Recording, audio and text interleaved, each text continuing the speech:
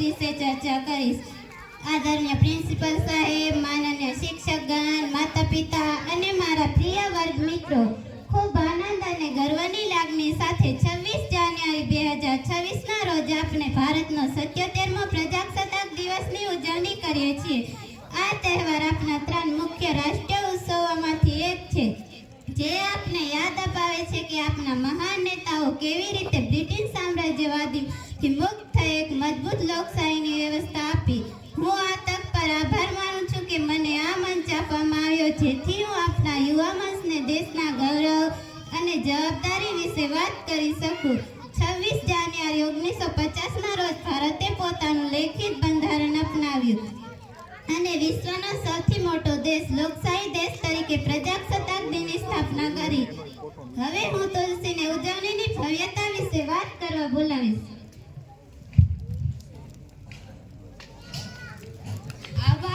મારું નામ પનારા તુલસી છે। હું ધોરણ 9માં અભ્યાસ કરું છું।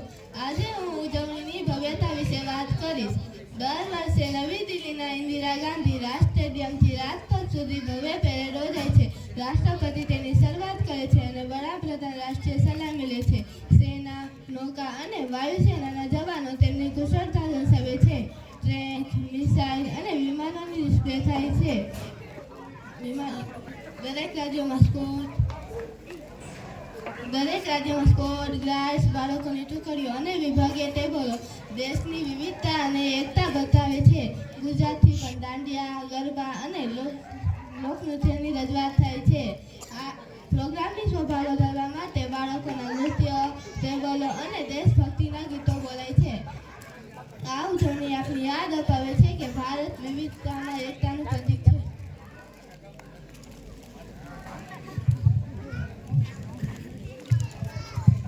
ત્યારબાદ હું ઐતિહાસિક પૃષ્ઠભૂમિ વિશે વાત કરીશ। ભારતની સ્વતંત્રતા 15 ઓગસ્ટ 1947માં મળી, પરંતુ સંપૂર્ણ રીતે સ્વશાસિત રિપબ્લિક ક્યારે બન્યા? તે જવાબ છે 26 જાન્યુઆરી 1950।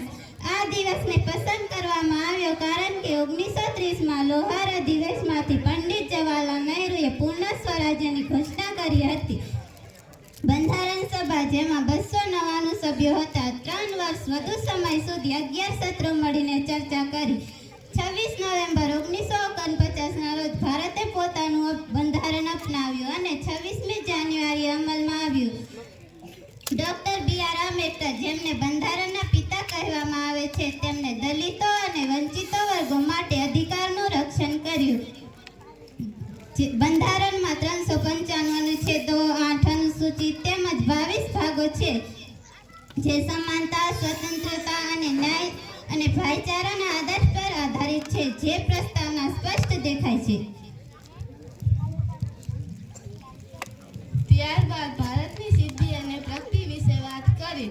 છેલ્લા 76 વર્ષમાં ભારતે અનેક ક્ષેત્રોમાં પ્રગતિ કરી છે। અવકાશમાં ચંદ્રયાન 3 અને દક્ષિણ ધ્રુવ પર સફળ લેન્ડિંગ કરીને વિશ્વને આશ્ચર્યચકિત કર્યું છે।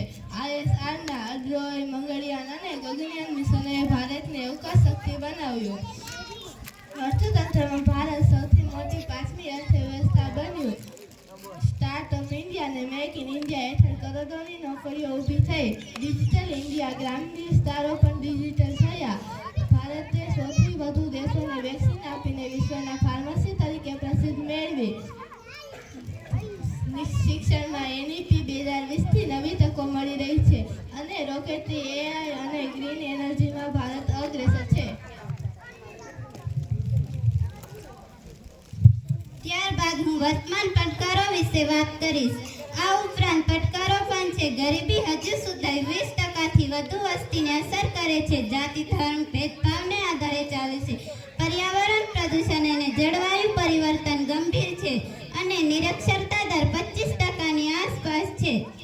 ગ્રામીણ વિસ્તારોમાં આરોગ્ય, શૈક્ષણિકનો અભાવ છે। બેરોજગારી એ યુવાનોમાં ચિંતાનો વિષય છે। આ પડકારોનો હલ કરવા માટે આપણે એકજૂથ થવાની જરૂર છે।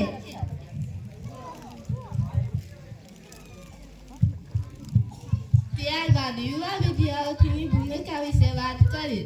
ગુણવત્તા સ્તરના વિદ્યાર્થીઓ તરીકે આપણી જવાબદારી મહત્વની છે। પહેલું, સારી પઢાઈ કરીને વિજ્ઞાન, ટેકનોલોજી અને ગણિતમાં નિપુણ બનો। બીજું, પર્યાવરણ રક્ષણ વૃક્ષારોપણ, પ્લાસ્ટિક ઘટાડો અને રિસાયકલિંગ કરો. ત્રીજું, સમાજ સેવા જેમ કે ગરીબ બાળકોને શિક્ષણ આપો અને ભેદભાવ વિરુદ્ધ લડો. ચોથું, ડિજિટલ ઇન્ડિયાનો ઉપયોગ કરીને નવું જ્ઞાન મેળવો. પાંચમું, દેશભક્તિના નારા